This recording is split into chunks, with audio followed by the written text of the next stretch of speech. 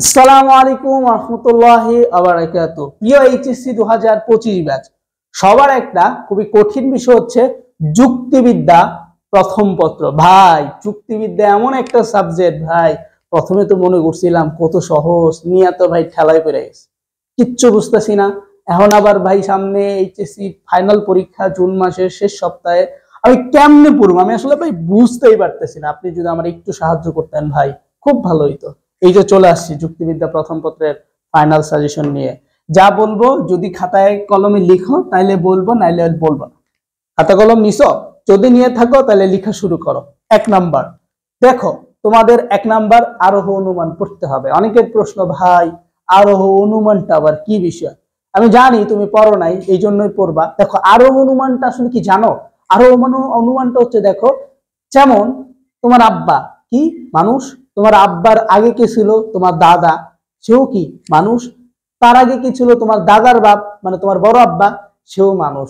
এখন 3 পুরুষ দেখলাম আমরা, 3 পুরুষ দেখার পর আমি সিদ্ধান্ত নিলাম, ও আচ্ছা তোমার বাবা, তার বাবা, তার বাবা সবাই মানুষ ছিল, এর মানে আমি পৃথিবীতে যত কিছু আছে সবাই মানুষ, ঠিক কিনা?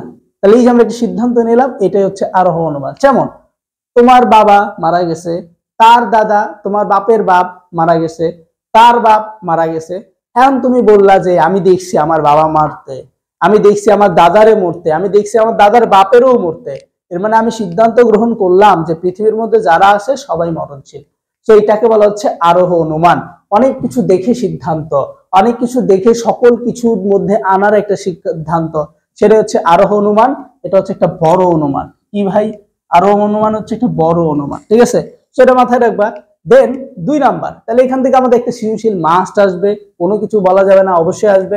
2 নাম্বার, আমাদের অবরোহ অনুমান সম্পর্কে জানতে হবে। অবরোহ অনুমানটা কি ভাই জানো?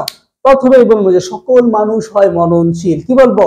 সকল মানুষ মরণশীল হয়, এটা আমি প্রথমে বললাম।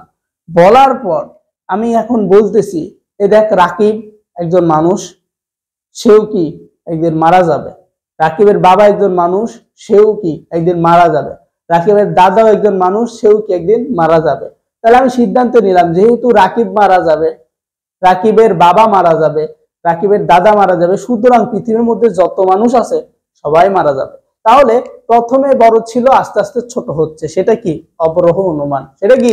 অবরোহ অনুমান। আর আরোহ অনুমানটা কি? প্রথমে ছোট ছিল, আস্তে আস্তে বড় হইছে, ঠিক আছে? তাহলে এটা হচ্ছে বড়, এটা হচ্ছে ছোট। খেয়াল করছো? কারণ এটা লাস্টে ছোট হয়ে যাইতেছে, ঠিক আছে? এটা মাথায় রাখলেই হবে। দেন আমাদের 3 নাম্বার, সহ অনুমানটা আসলে কি? সহ অনুমানটা আসলে কি সেটা তোমাদের জানতে হবে। দেন আবর্তন আসলে কি? আবর্তন, ঠিক আছে? দেন আমাদের প্রতিবর্তন কি? দেন আমাদের এ ই আই ও বাক্যের ব্যাপ্যতা সম্পর্কে জানতে হবে। এটারে আসলে কোন বাক্য বলে, ইটারে আসলে কোন বাক্য বলে, তারপরে এলে আই রে কোন বাক্য বলে, তারপর হচ্ছে তোমার ওরে কি বাক্য বলে, এটা একটু জানতে হবে।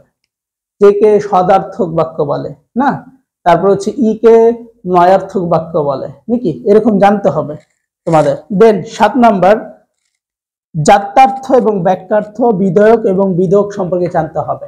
তাহলে জাত্যার্থ এবং জাত্যার্থ সম্পর্কে জানতে হবে, ব্যাক্যার্থ সম্পর্কে জানতে হবে, বিধেয় এবং বিধেয়ক সম্পর্কে জানতে হবে। বিধেয় মানে একটা পদ, আর বিধেয়ক মানে হচ্ছে উদ্দেশ্য পদ এবং বিধেয় পদ, এই দুটার মধ্যে যে সম্পর্ক স্থাপন করে তাকে বিধেয়ক বলে। আশা করছি তোমরা বুঝতে পারছো।